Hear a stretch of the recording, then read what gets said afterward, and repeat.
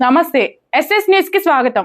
ప్రాథమిక పాఠశాల ఎస్టీటీగా పనిచేస్తుండగా G Bhaskar road ప్రమాదంలో కోమాలోకి వెళ్లి చికిత్స పొందుతూ మరణించగా వైద్య ఖర్చులతో కుటుంబం అప్పుల్లో కూరుకుపోయింది. కారుణ్య నియామకం కోసం కుమారుడు నందకుమార్ 2 ఏళ్లుగా తిరుగుతున్నా ఉద్యోగం రాకపోవడంతో ప్రభుత్వం తక్షణమే ఉపాధి కల్పించాలని విజ్ఞప్తి చేస్తున్నాడు.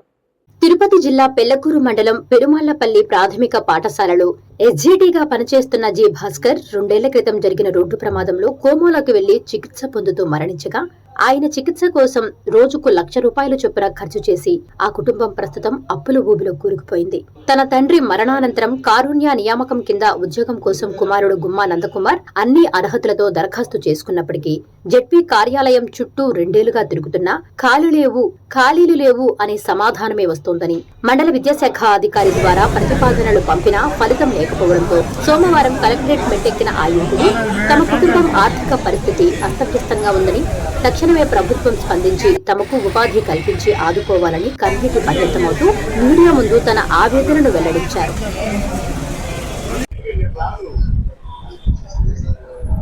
నా పేరు నందకుమార్ అండి. మా నాన్నగారు గుమ్మా భాస్కరు ఎస్జిటీగా స్కూల్ టీచర్లు తిరుమలపల్లిలో ఒక జాబ్ చేస్తున్నారు. 2 ఇయర్స్ క్రితం యాక్సిడెంట్లో చనిపోయారండి మా నాన్నగారు. దానికోసం మా నాన్న చనిపోయిన తర్వాత కారుణ్య నియామకంగా జాబ్ ఇస్తానని చెప్పారు. దానికి జెడ్పీ ఆఫీసులో నెల్లూరు జెడ్పీ ఆఫీసులో అప్లై చేశాను. 2 ఇయర్స్ అయింది. ఇది 2 ఇయర్స్ నుంచి తిరుగుతామంటే ఖాళీ లేవు అని చెప్తున్నారు. నేను ఇక్కడ ఎన్ని మాట్లాడినా కానీ ముక్కు ఖాళీ లేవు అని చెప్తున్నా సార్. ఇక్కడ కలెక్టర్ ఆఫీస్కి వచ్చున్నాను. ఆయన బ్యాక్గ్రౌండ్ వచ్చేసి ఏమీ లేదు సార్. మా నాన్న అయితే అన్ని అప్పులు చేసి వెళ్ళారు. నాన్నకి యాక్సిడెంట్ అయినప్పుడు కోమాలో ఉన్నాడు సార్. హాస్పిటల్కి తీసుకెళ్ళాను. చాలా ఖర్చు సార్.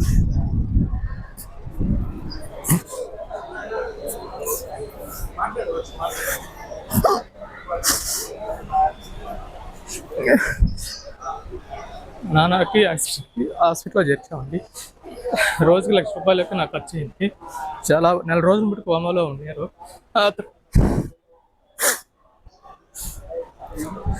ఆ తర్వాత చనిపోయారండి. అప్పటి నుంచి తిరుగుతూ ఉన్నాను. చాలా ఇబ్బందిగా ఉన్నది సార్ నాకు ఇంట్లో గడవడానికి కూడా.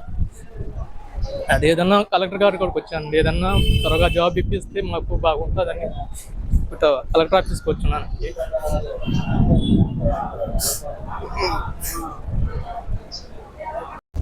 Please subscribe SS News AP.